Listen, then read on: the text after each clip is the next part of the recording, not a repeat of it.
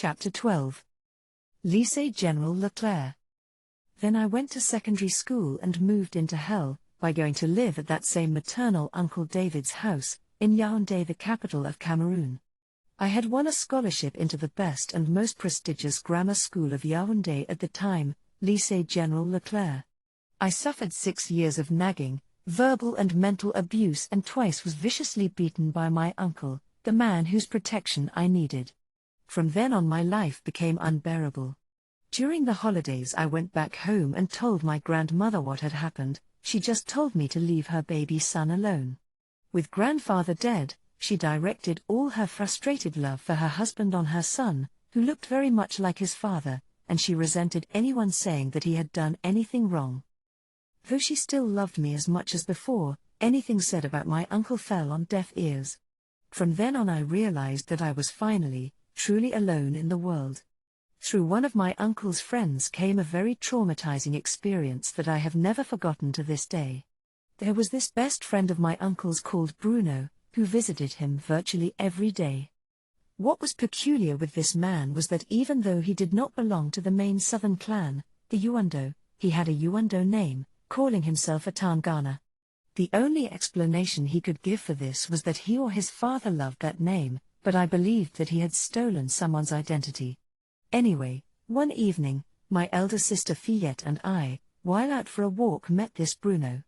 After greeting him, I asked him where he lived, reasoning that I had been seeing him come to my uncle's house every day. None of us did even know where he lived.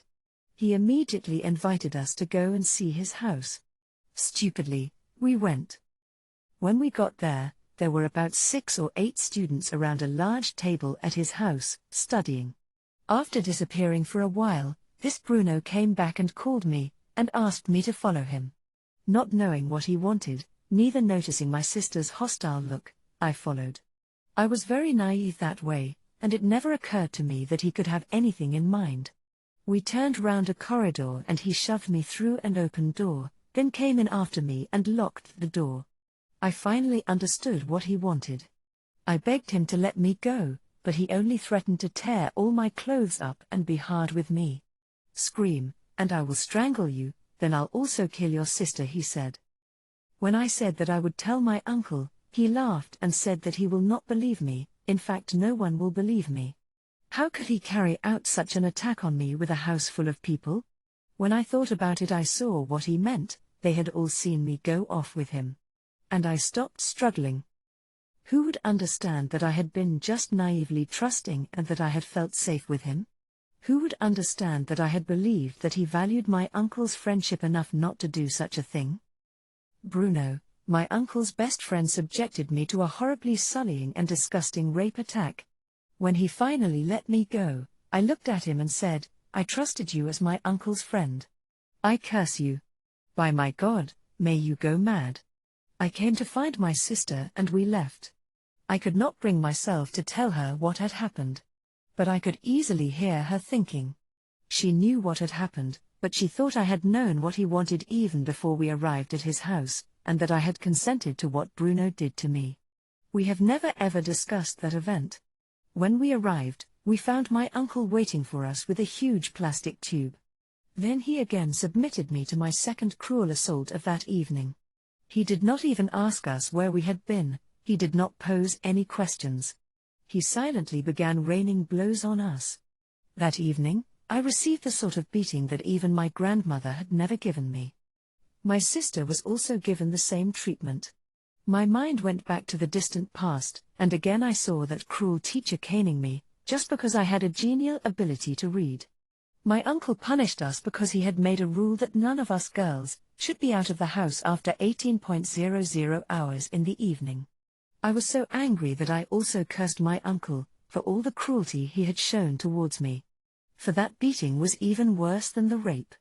I swore angrily in my mind that there was no way that my uncle should pass that vital exam he needed to pass for a promotion and a salary raise at his work.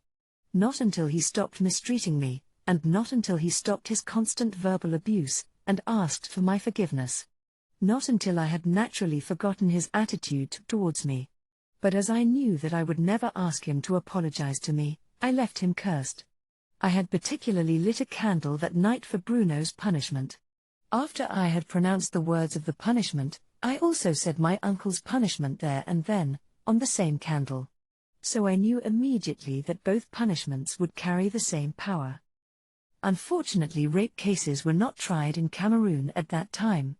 A girl going to the police to lodge a complaint for such an assault would be told right there that no man could force himself on a woman. The denials of the attackers stood a better chance of being believed.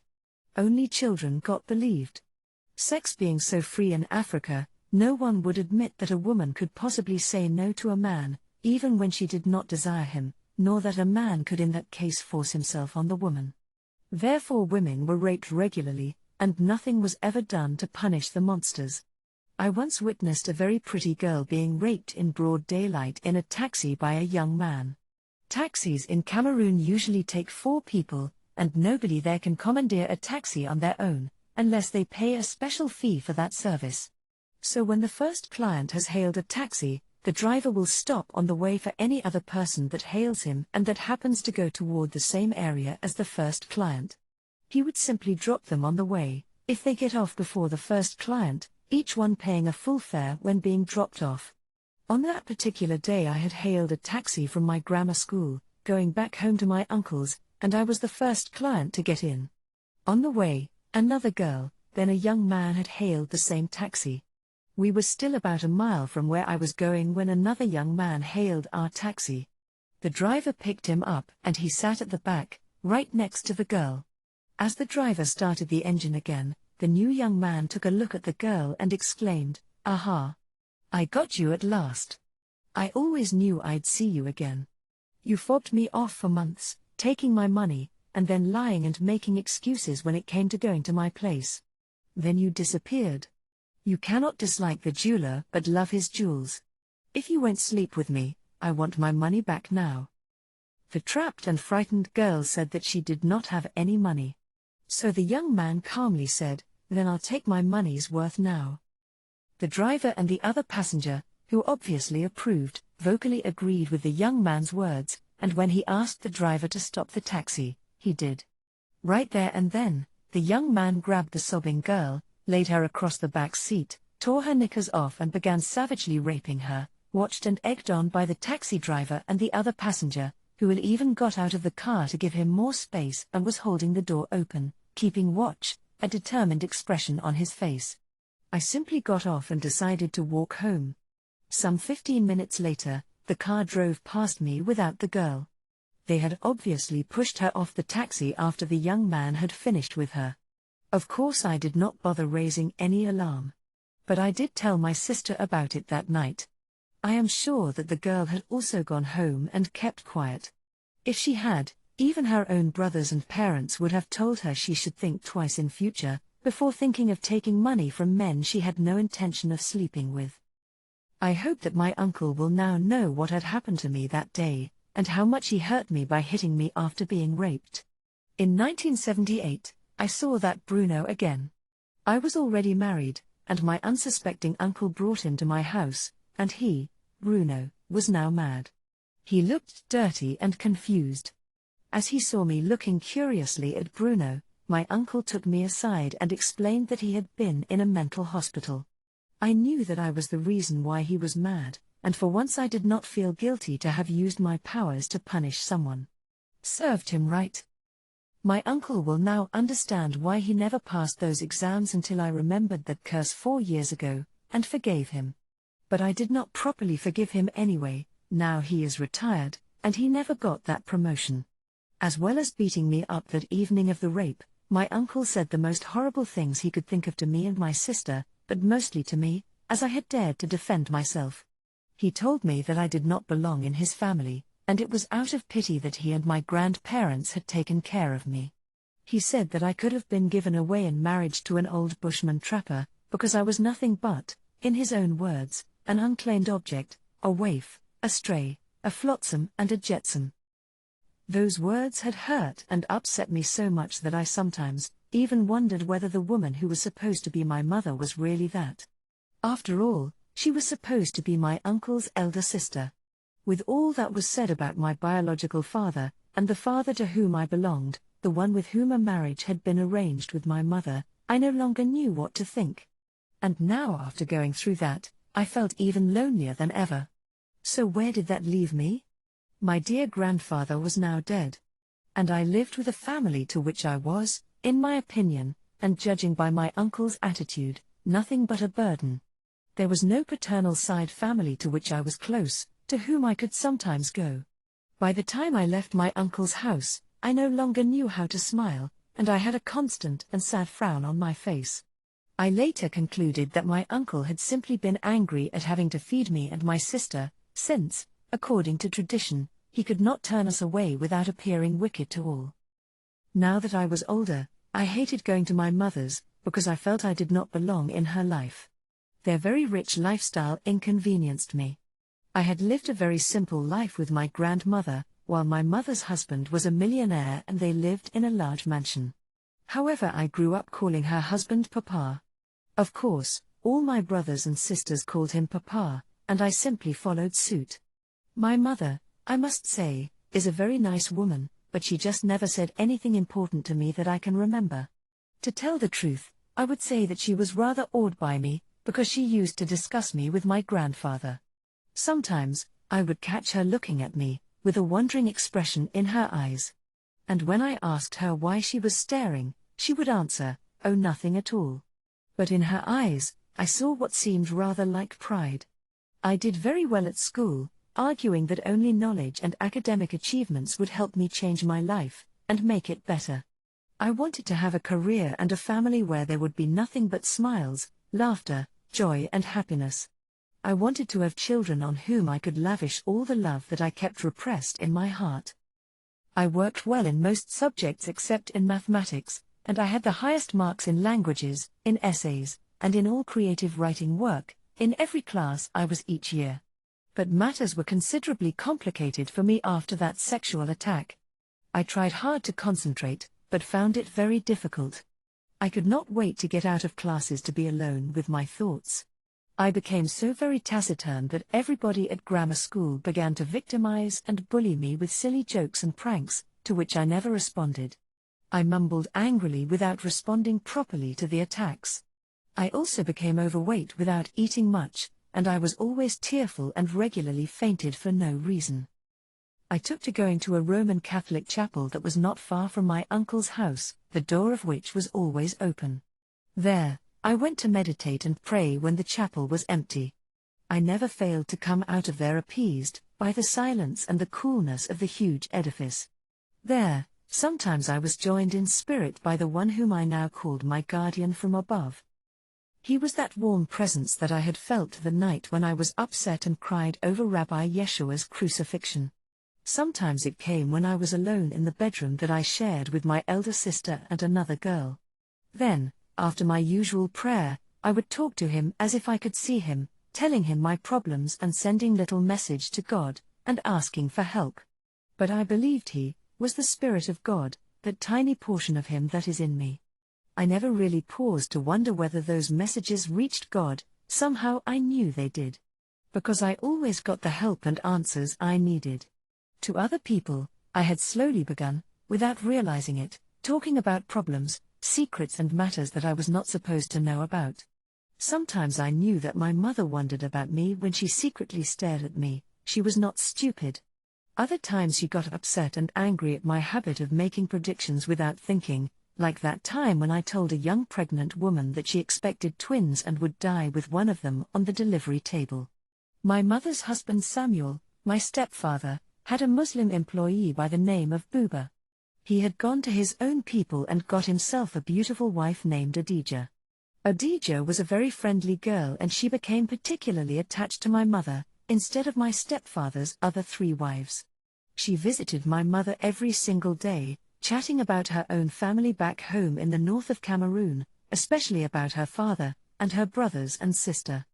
Then Adija became pregnant, and as the pregnancy progressed, she often talked about her baby, planning to go home and show her child to her father when it would be born. That Saturday, I had visited my mother, and as usual, Adija had come to visit my mother and also shake my hand as I did not live permanently there. But as she sat there affectionately caressing her now bulging abdomen, I looked at her as she spoke, and I suddenly had a clear vision of her lying dead on the delivery table, with one baby boy dead beside her, and another screaming healthily in the arms of a nurse. And without thinking I said, "Adija, you will never go and show any child to your father, you are having twin boys, and you will die with one of them, only one will survive." I suddenly realized that I had said something I should not have, when I saw my mother wince and hold her face in her hands. Then she looked at me and glowered. Adija calmly went out without saying another word.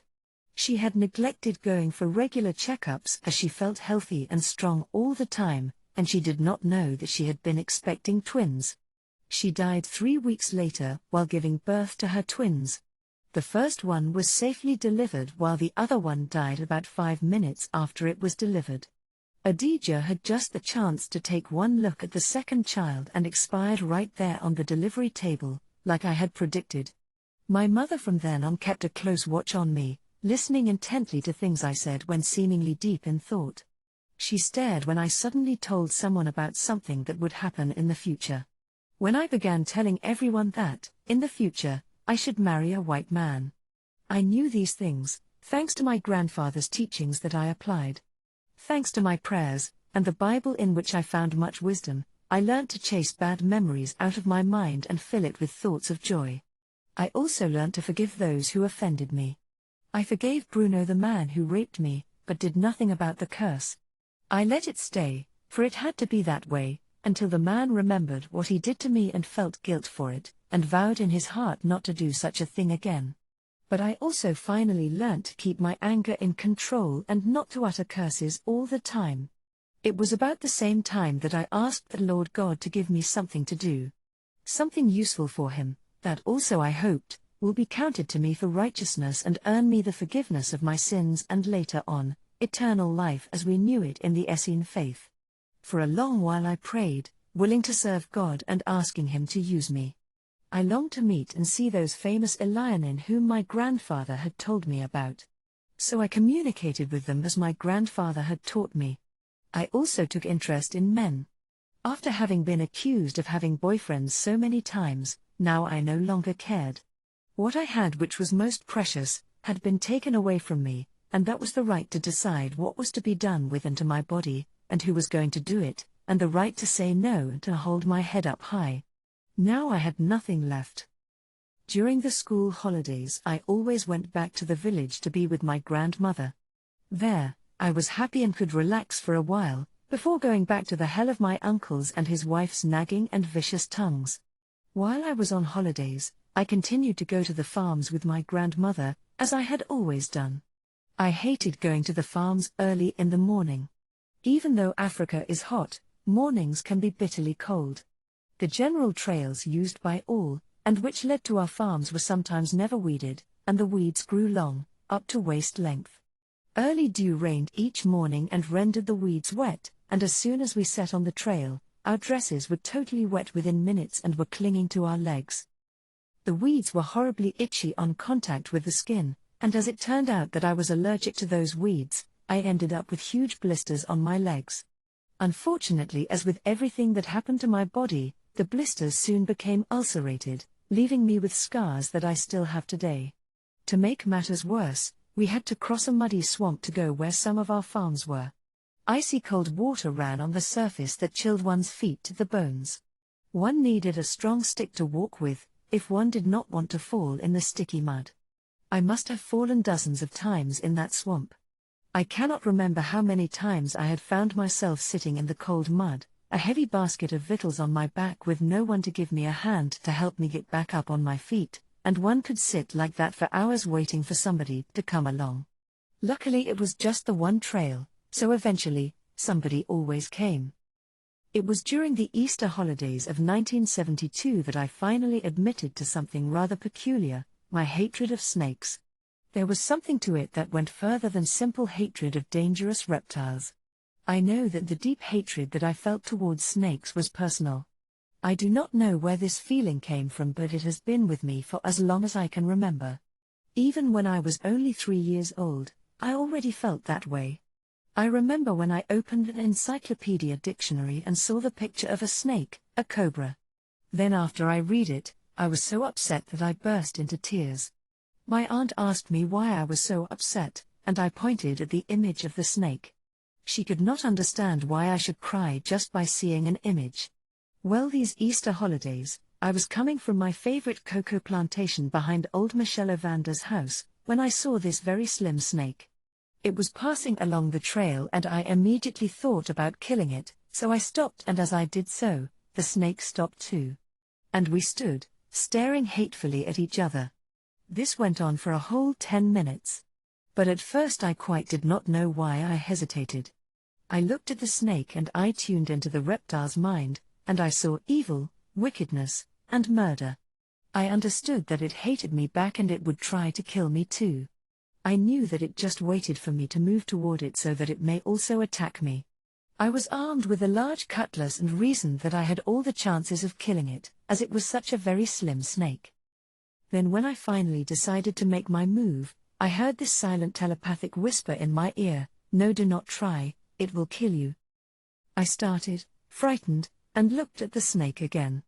Then I turned to go away, and immediately, the snake also slithered away. I did not even wonder who had whispered to me. Only then did I realize how close to death I had been. Had my God not stopped me, I would have attempted to kill that snake and would have been bitten. I kept thinking as I walked, what did just happen back there? I read the mind of a snake. That whole school year turned out to be completely disastrous. I stayed out of all my mathematics classes to be alone in the garden with my thoughts. I had become very sickly again. At times, I went totally blind, unable to see anything.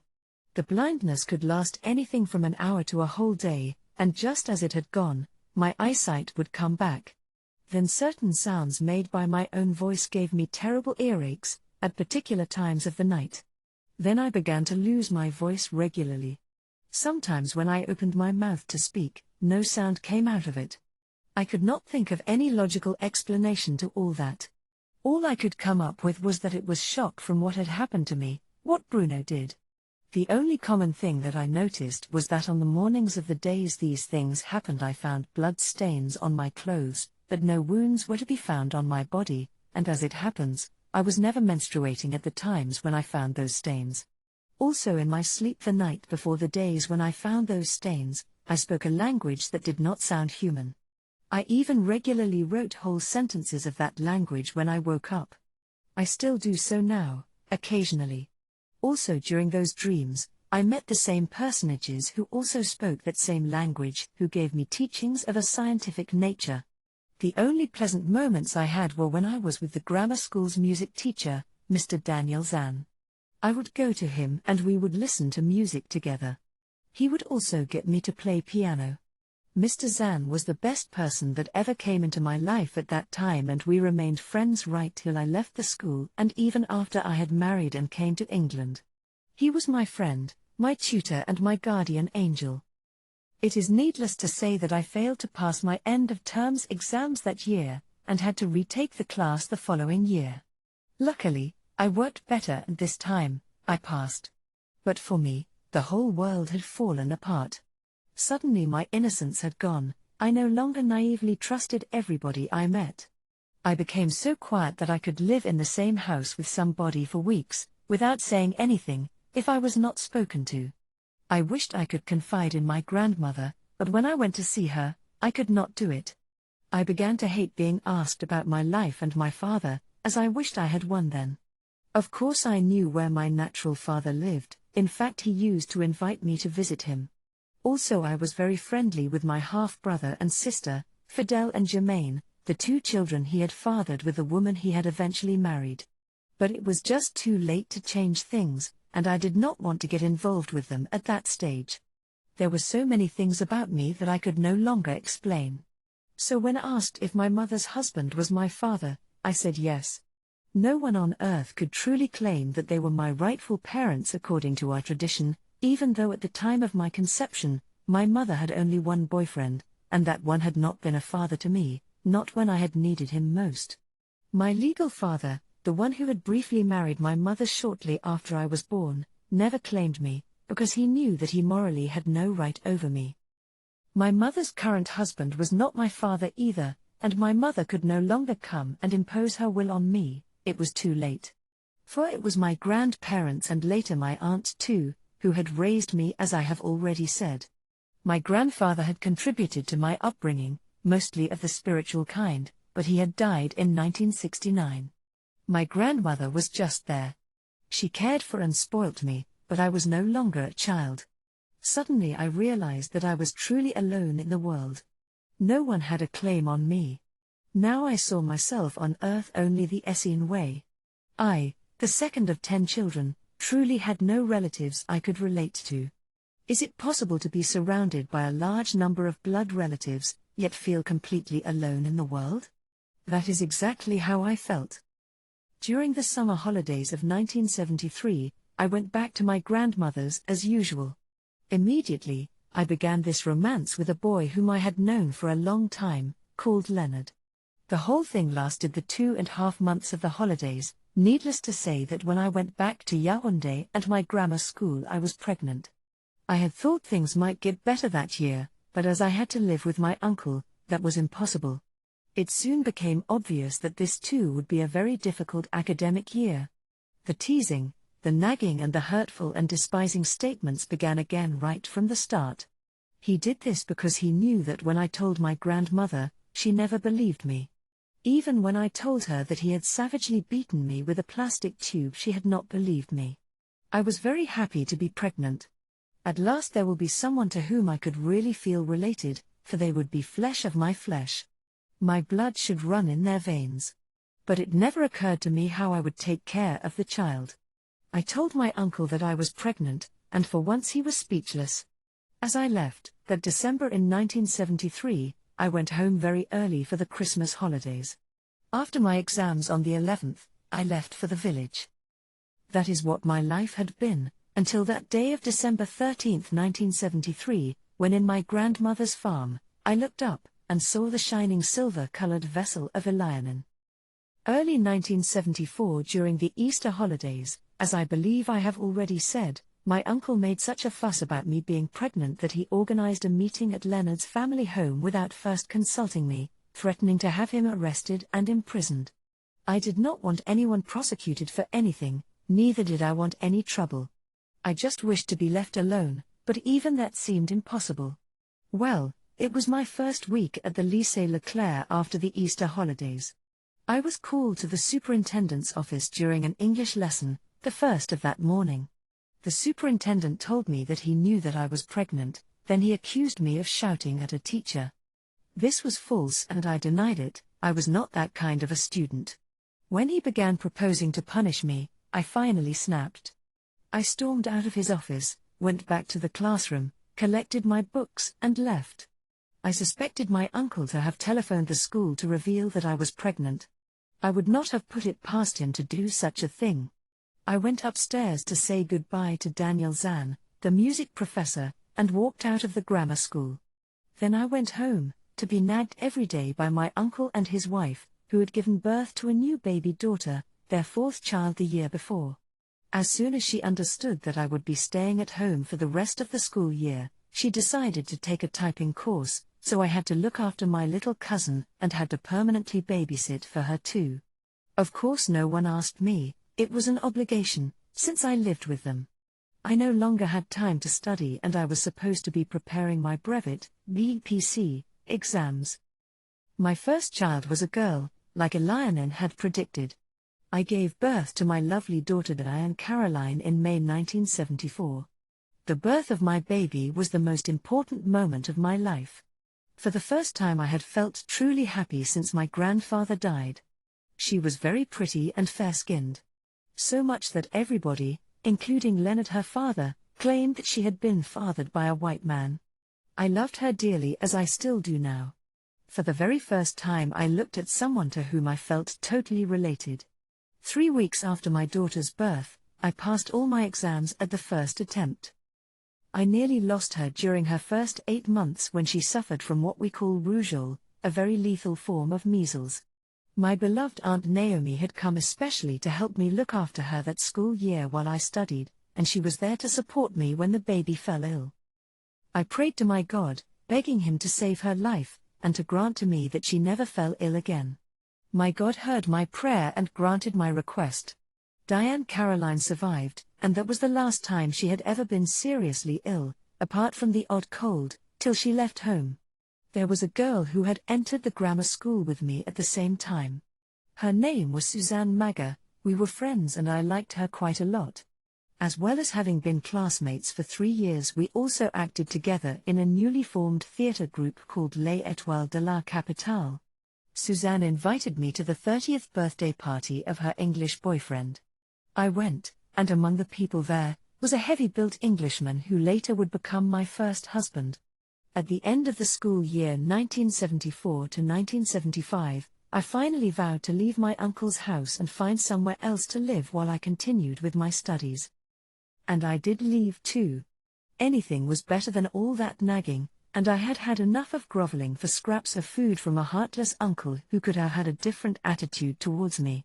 It was hard and painful. In September 1975, I went to stay with Marceline, one of my mother's Ngolki cousins, twice removed, who worked as a waitress at a public drinking house, but just 3 months later, she told me that my uncle had advised her to throw me out. I did not even try and find out why he had done such a thing. I realized that my uncle really hated me. Why, I shall never know. So I left and found myself in the streets. I do not know what the situation is now in Cameroon, but at that time, one had to pay for contraception, which like everything else was very expensive. I did not work, neither did I have any proper parents, and my dear grandfather was now dead. Therefore I could not afford any contraceptive pills. For me to survive I needed a lover, because, for every hopeless but good girl in my country, having a lover and a working one was not only a pleasure, it was also a necessity. No unemployed man could easily afford a regular girlfriend. All African men maintain the women in their lives, whether they are their lovers or their wives, and for the women, it is understood that the men in their life will make sure they lacked of nothing. It was a virtual tradition for every unmarried and unemployed woman to be a kept woman. Even in a non-common law relationship, it was expected of any man who regularly slept with a girl to give her some money on a regular basis, of course despite genuine love existing between them. This might sound horrible, but for Africans, it is a way of life, and for helpless girls, it is survival. I was no exception. I was on the street with nowhere to live and the reality of life was now hitting me with all its hardships, so I took another lover. This one was a white Canadian man and he set me up in a large 5-bedroom house. One of them you will not know. I frequented a private public school, the Institute Samba. Just another 2 years and I would go to university. It is needless to say that I found myself pregnant again in December 1975, and I began to have troubles with my lover. He made plans about taking the child to Toronto, with no mention of me going with him. After one argument too many, I left the house he had provided for me and moved in with my elder sister Marie-Thérèse Fillette, who, by now was working as a secretary at the Cameroonian Ministry of National Education. There I was poor, homeless, not yet 20 years old, and already with one daughter. With the last term of my school year that still needed paying, I was preparing a major exam. Now to top it all, I was pregnant with another child. To say that I was upset would be an understatement. My aunt had taken my baby daughter for that school year, and it was already very hard for me to provide for her. How was I going to support another baby? The only answer was to plead my case with God. I begged him to take the baby back. Not that I hated it, but there was just no way I could accommodate the poor little soul. What would it wear? What would it eat? Where would we live?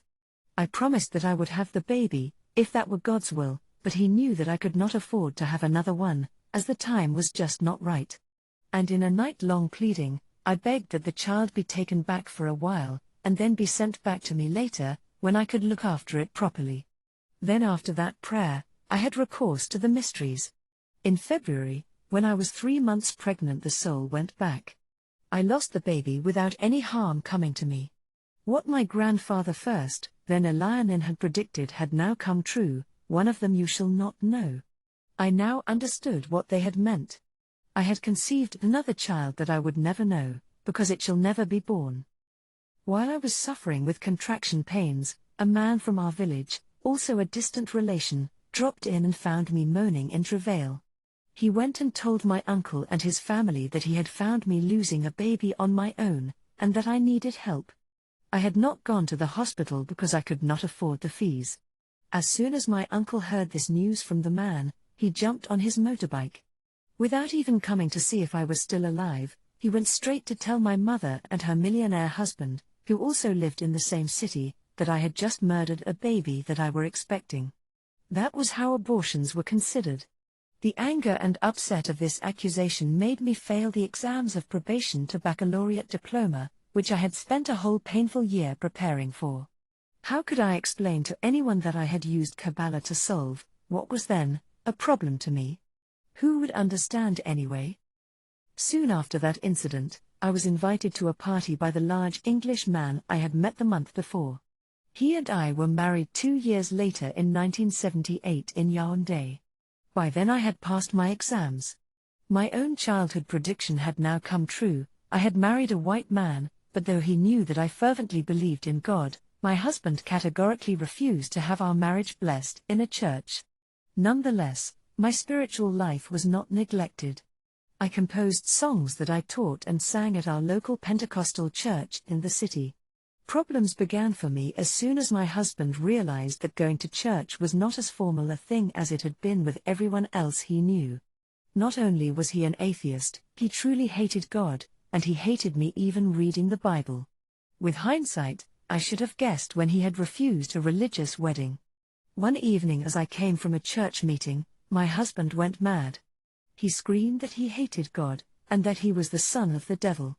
Then he snatched my Bible out of my hands, tore it in shreds and flushed it down the lavatory.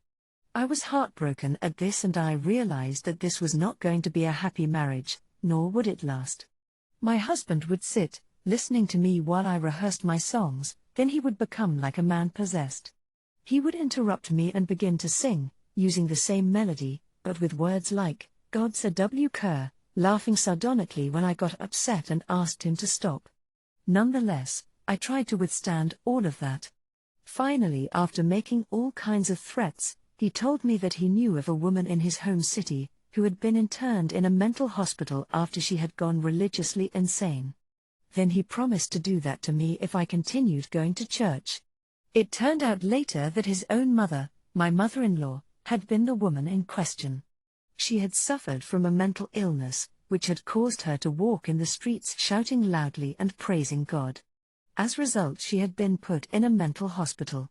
I found that out after I had run away from him, right before we had been due to travel to England, and I had become afraid of coming to the UK. I had written a letter to his mother explaining what he had said and done, and why I had run away. I was very insecure, as I had never left Cameroon. He had written to her, hiding the reason why we were not going to arrive when he had told her we would. But she had by then received my letter, and she had angrily replied to him after she had read his letter.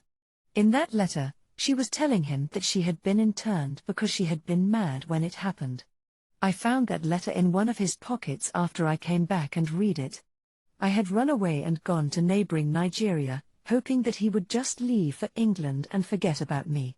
But when I learnt that he had not left, but instead he was regularly going to my village and terrorizing my poor grandmother, I decided to go back to try and make the marriage work, as despite everything, I still loved him. I later agreed to come to England. But it was hopeless, as I already knew what would happen in the future. In October 1982, we were now in England. I had had 4 children by then, but there was no marriage left to save. I knew that things were not going to be easy. Also, I had not forgotten the face of the French emissary of the renegades. On the contrary, I had learnt that all events that took place in my life, and all the people I met, were all the links of a large chain which would eventually lead me to meet him. I also knew that my parental situation had not been haphazard, neither had it been a cruelty of fate, but it had been the will of God. For nothing was to stop me from leaving Africa to go and fight and expose the Frenchman when the time came, because I knew that fighting the Frenchman and his religion was part of the work I was destined to do on earth. For a while I had tried to fool myself into believing that after I got married, my destiny would somehow be altered. I had nearly convinced myself that I would in the end be nothing but a content and happy housewife, and would escape what my future was clearly meant to be, but everything pointed to the contrary. Ezekiel had hidden himself away, and Jonah tried to flee by boat in order not to do what he had been ordered by a lion to do. As for me, I escaped into matrimony. Surely once I was married, a lionin would find another African girl? I was certainly nothing like those two illustrious prophets, but I too had been contacted, and I could not escape as even my marriage was part of the plan. Actually, when something quite horrible or distasteful and upsetting happened to me, I would see the Frenchman's face in a flash to understand that it was an ordeal through which I had to go.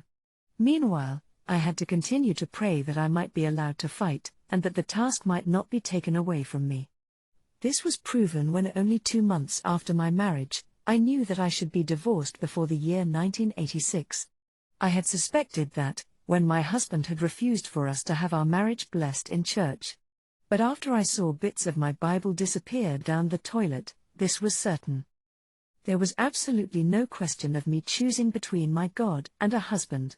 God would always win, especially when that husband did not treat me right and hated God to boot. Now I thought as an Essene, not as a wife. To think of it, I have always done so. For me, God has always come first, because He is one with me. After that I only waited for the warning that it was time for me to move on. I shall pass under silence everything else that happened between us, because my former marriage is not the subject of this book. Though I loved my husband dearly, for me the marriage had truthfully ended that evening when I had seen my torn-up Bible disappear down the lavatory. All that was left was for me to end it formally. So that autumn morning in 1982, I finally took my 4 children and walked out. Once more I found myself in the streets, with no home and no money, but this time with 4 mouths to feed and in the foreign land that my dear grandfather had predicted about. I did not worry, however. I had learnt that the Lord God would always provide for all my needs. There was a change that was slowly coming over me. I was detaching myself from all things that had interested me in life until then. Apart from God, I cared only about my children. And all I wanted to do was think, while I waited to be free according to British law. Meanwhile, I was interested in investigating spiritualist churches, and a certain Christian fellowship as part of my experience in dealing with spirits in the future. For that, I was inspired to register with a doctor in South Woodford in East London. The one I chose turned out to be also involved with a religious fellowship that he had founded himself, and which he vainly tried to persuade me to join, as he did with all his new patients. But I understood the reason why I was inspired to go to him. I realized that he fanatically harassed missionaries of other religions, discouraging everyone who went to him and who believed in God from going to those. He believed that his fellowship was the only one worthy of interest. He called it the Way in Fellowship. The ones he disliked most were the Jehovah's Witnesses and the Latter-day Saints, or the Mormons as they are commonly known. When I asked him what he thought of the Church of Jesus Christ of Latter-day Saints, and if it were a good church to join, he told me to avoid it, because they disagreed with the Bible, and because they had their own Bible, meaning the Book of Mormon. This was being very short-sighted and stupidly obscurantist. For God has not said that no other scriptures would be written apart from the Bible. Now it is also only fair to tell the Latter-day Saints, in their turn, that God has not finished talking to the nations as they claim to me, therefore saying that he has stopped contacting nations would be having rather a short memory. Prophets and teachers will continue to be sent to earth, as long as humanity exists, and even after it ceases to exist.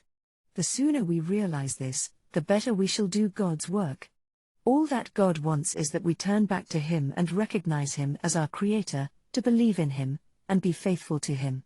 We need to do the work of bringing souls back to Him and then try and realize our own divine states in our own right, for the glory of God the Mighty One, and for the help and profit of ourselves and of mankind. After I saw the late medium Doris Stokes on television, I was curious to see exactly what sorts of beings contacted her, so I visited a spiritualist church in South Woodford, East London, and what I saw shocked me. The spiritualists are free to believe these words or not, but nonetheless they are true. Not all the spirits they contact are their loved ones. Some of them are lying spirits, none other than those that fell with Satan.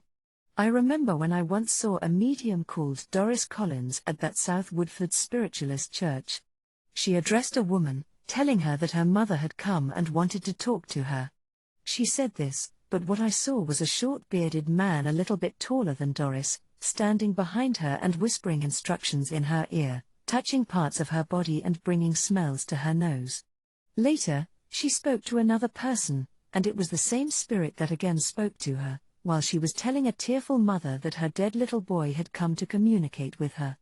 All I can say about Doris is that she is truly psychic. Though she did not see or guess who the true communicator was, she did hear all that she was being told. I deduced then that it was her familiar spirit. Another time, another medium spoke to a woman telling her about a young man who had died of injuries from a motorcycle accident, but I saw a black man giving her instructions. The most disturbing thing about this was that the medium did not seem to realize that there had not been a change of spirit communicator, just like when I had seen the spirit with Doris Collins. Apart from that, many so-called mediums were simply liars who just preyed on people's emotions. I always took the precaution of sealing myself with prayers before I left home. One day, I began to pray the Lord's Prayer in Aramaic in my mind. Immediately a wheelchair-bound woman turned round and said that she was a medium. Then she turned to me and told me that I was filled with a tremendous power, such as she had never felt before, and she asked me if I were aware that I had it. I nodded and realized that it was time for me to stop the visits.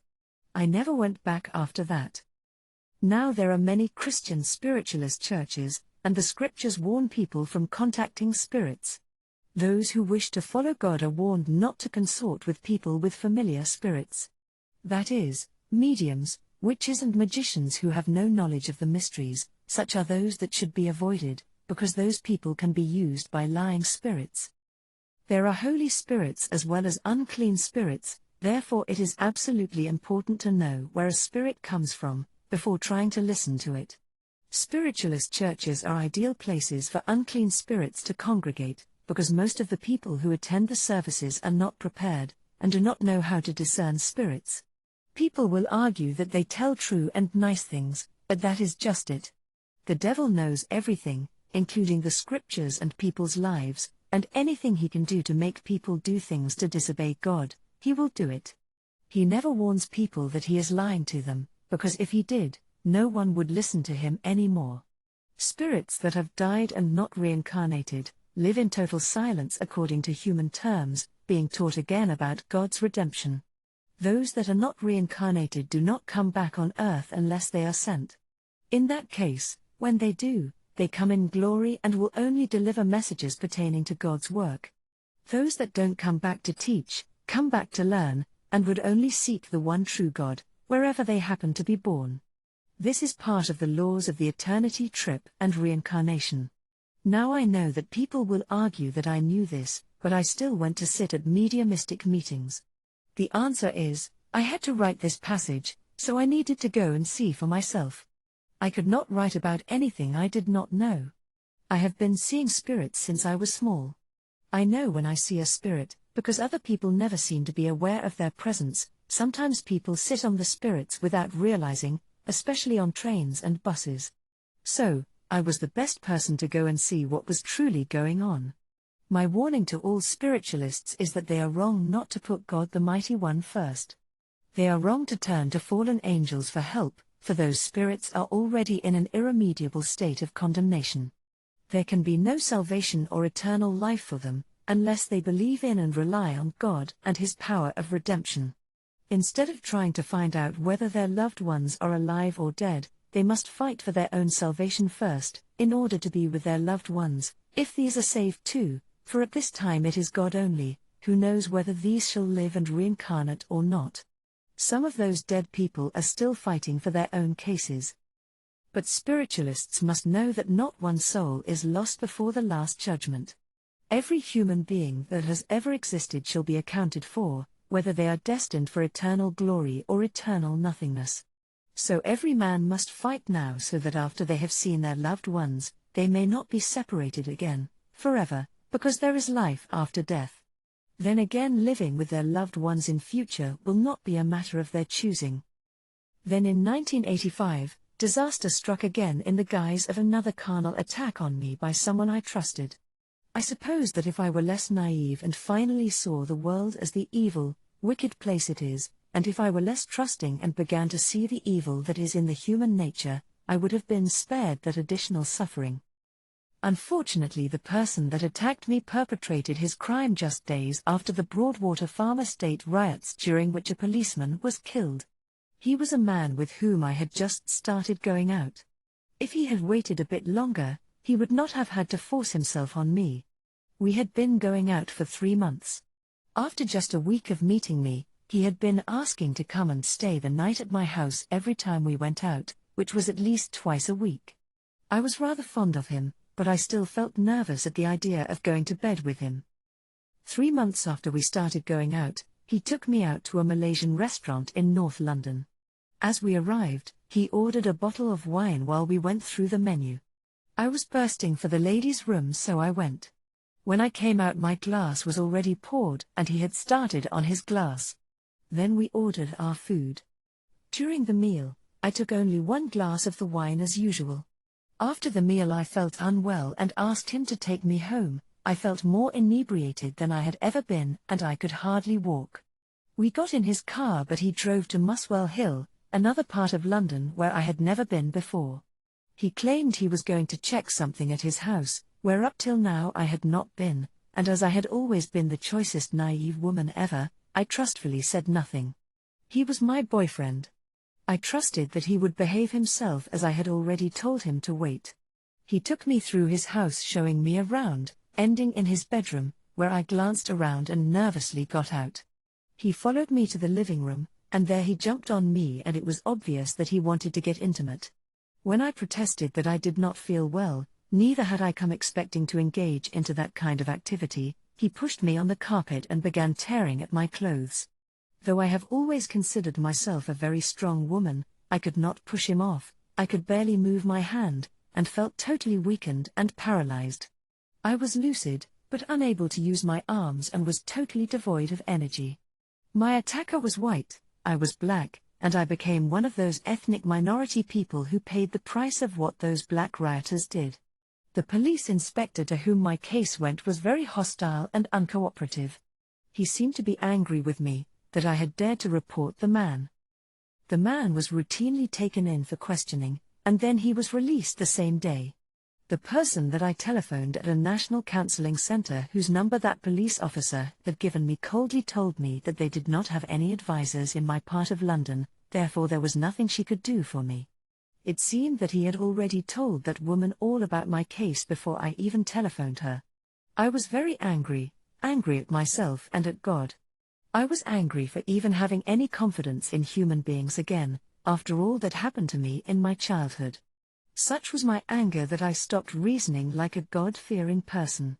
Very suddenly, I properly became aware of the color of my skin, and that I was in a foreign land where such things strongly mattered. I began to reason very stupidly and irrationally. I doubted the fairness and justice of God. For if there was a good and fair God, how could he have let all that happen to me and people like me? How could he have let me suffer again in that way? Was I not contacted by a lion? What had I done to deserve such personally upsetting and destructive treatments all my life? I was just a child when it all started. Are all children not supposed to be innocent? Why was I the exception? And why should I be expected to forgive again? And most of all, where were my friends from above when I needed them? Where was my guardian messenger from God? That is how messed up and angry I was. When I telephoned at the police station again after a few months, I was told that the woman detective constable who had been put on my case had been moved to another police station. The person whom I spoke to gave me a telephone number that turned out to be a very old one, which had now been discarded. Another telephone call to the first police station informed me that there were no records of my case, and they did not know the name of the senior inspector who had been dealing with it. Then after I insisted, The lady came and told me that the Direction of Public Prosecutions had decided not to prosecute the case for insufficient evidence. Nobody had even bothered to let me know. I was in such turmoil that for a long time I refused to listen to the voice of God. I decided that I had had enough of being chaste and virtuous, and engaged into 2 years of wild sexual adventures. What was the use, if anyone could help themselves to my body without my consent and then go away unpunished, then I might as well give it away myself. Luckily in early 1985 I had met the man who became my best friend and confidant, David, who was a British painter and fine artist of Irish origin. We shared our time between visiting art galleries and going to rock concerts, and most of the time, we went to places like the Marquee in West London.